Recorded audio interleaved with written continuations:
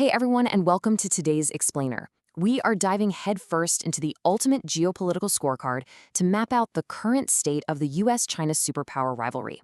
I know it's a topic absolutely dominating the headlines right now, but today we're going to cut right through all that political noise and just look directly at the data. Who is the ultimate global superpower? It sounds like a pretty simple question, right? Well, it honestly doesn't have a simple answer anymore. For nearly 8 decades, the answer was completely undisputed. But today's rivalry, it isn't just about who has the biggest army or the largest economy. It's evolved into this incredibly complex contest between two entirely different visions for the globe. So here's exactly how we're going to break this all down today. 1. The global power shift. 2. Comparing military might. 3. Economy and technological muscle. 4. Alliances and global influence. And finally, number 5, the multipolar future. All right, let's jump right into section 1, the global power shift. The sheer speed of change we're dealing with here is staggering. I mean, think about it. 80 years ago, the United States stepped up as the undisputed heavyweight champion of the world. But flash forward, and over just the last 30 years, China has executed literally the fastest economic and military rise in modern history. And that incredibly steep trajectory brings us right to today. It's a completely transformed landscape where these two very distinct global visions are actively competing. That brings us to section 2, comparing military might. So on one side of the ledger, we've got China. They have successfully built the world's largest navy by total warship count, and they maintain a massive standing army. But their strategic focus is heavily dialed in to dominating the Indo-Pacific region.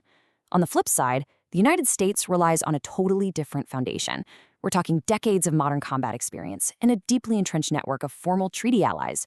Think NATO, Japan, and Australia. And this next number brilliantly illustrates exactly how the U.S. leverages those alliances. 750. The United States maintains over 750 military bases across more than 80 countries. It's just a staggering figure that shows you what a true global power projection machine actually looks like in practice. And to support that vast global network, the U.S. operates 11 nuclear-powered aircraft carriers. These are essentially floating mobile military bases. To put that into perspective, China currently operates 3. So this is the sheer hardware required to project power across the globe at a moment's notice. So, what's our final military verdict here? Well, if we're talking about sheer scale, near its own borders, China clearly holds a commanding regional dominance. But America definitely retains true global dominance across every ocean. Moving right along to section 3, economy and technological muscle.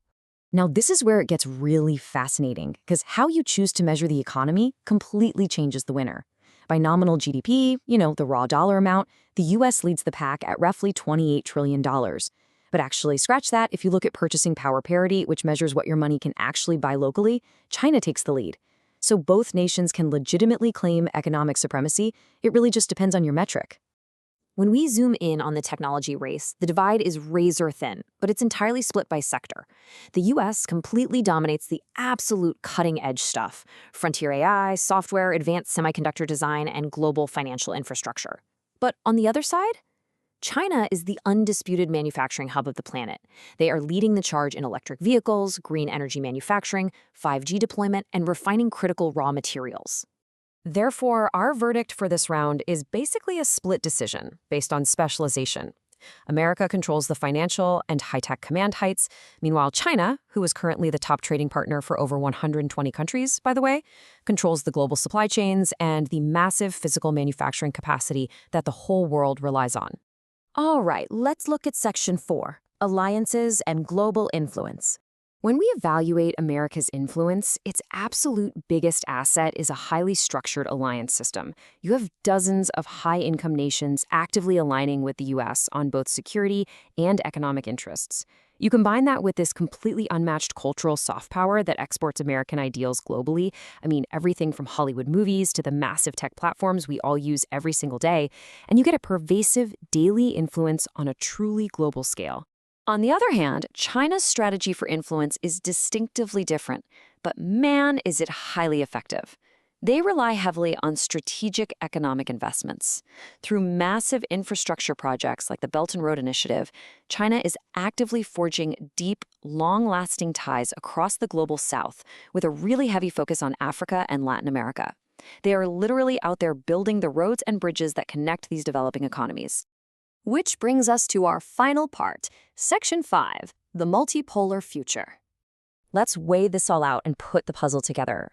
If your definition of power means projecting force globally, leading groundbreaking tech innovation, and commanding global finance, well, the United States still firmly holds the top spot. But if power to you means manufacturing dominance, intense regional force concentration, and actively shaping the future of global development in emerging markets, China is catching up faster than ever before. The absolute reality here is that this isn't a simple binary of who wins and who loses anymore. The data clearly shows that we are now firmly living in a multipolar world. Both of these titans hold a functional veto over the global future. The actions of one fundamentally alter the trajectory of the other, and by extension, the rest of us. So now that we've objectively broken down the data in this explainer, I want to leave you with a real question to ponder.